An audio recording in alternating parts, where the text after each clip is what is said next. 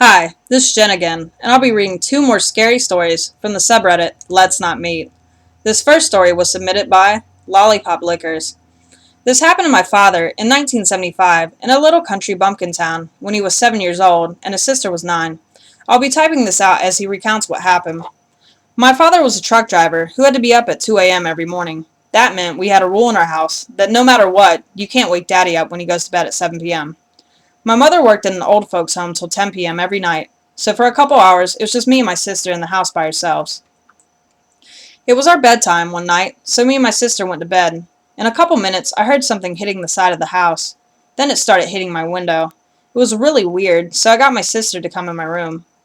We looked out the window and saw a man bouncing one of my toys against the window and catching it. He put his hand to his mouth and motioned for us to be quiet. Then he motioned for us to go outside and play with him. We were frozen in fear. Then he started walking away, and we couldn't see him out the window. We ran to the kitchen, and there he was, motioning for us to open the sliding door. We knew we couldn't wake Daddy up, so we ran and hid in the living room. The man walked to our front door and started whispering something we couldn't understand, and making scratching noises. All we could do is cry and remain paralyzed. We saw car lights approaching the house. It was my mother returning home from work. We watched as the man ran off the porch and hid behind my father's truck. We watched the man smile and wait till our mother got out of the car. She got out, opened the trunk, got her belongings, and walked up on the porch. I'm embarrassed to say, we were too scared to open the door and warn her. All we could do was watch as the man sneakily tiptoed behind her. She opened the front door and shut it behind her. She saw us hiding, and just as she was about to yell at us for being up so late, she saw our fear-stricken eyes glued to the glass on the front door. She turned around and saw his face pressed against the glass, and him jiggling the doorknob. She screamed, put all her weight against the door, locked the door, and called my grandfather, who lived a street over. Then the man shouted profanities, and how he was going to rape her children in front of her. She called the police and told them as well.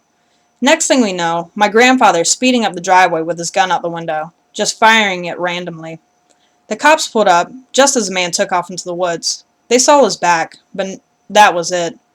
They chased through the woods with the dogs and had the whole squad out searching.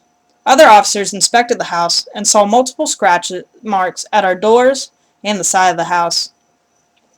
Apparently he tried to break in and couldn't, so he tried to lure us into letting him in. They never found out who it was, and that was the last we ever saw of him. We were all pretty traumatized for a while, but it didn't bother our dad one bit. In fact, he didn't wake up the entire time. So weirdo back in 75? I'm so glad we haven't met again, because if we do, you'll be the one who says let's not meet. The second story was submitted by Tofu Chipmunk. It was the summer of 1992. I was 20 years old, and I had just completed my junior year of college, and I was staying in the same city as the campus to take some summer classes. I also worked a couple of part-time jobs to handle living expenses. One of my jobs was as a food delivery guy. We cooked and delivered steaks, chicken, and burgers, instead of the usual pizza or Asian food. One night after completing my shift, I was bored, and for laughs, decided to check out an adult movie and novelty store that I had seen sometimes in the course of all my driving for that job. I parked amongst several other cars and got out of my car to go into the store. I saw a middle-aged man with a pasty appearance, with greasy dark hair and a receding hairline in the car parked closest to the store. I approached the car on the way in, no way around it really, and he raised his hand hello to me. Not wanting to be rude, I raised my hand in return. As I walked directly by the driver's side door, he said, "Hey." Hello, I said in return. He leaned his head out the window, and he said, "You want to get off?" Taken aback, I replied no, and hurried into the store. I browsed about, and put off by the sheer seediness of the place, quickly left. Out of the corner of my eye, I saw the guy in his car in a different parking space.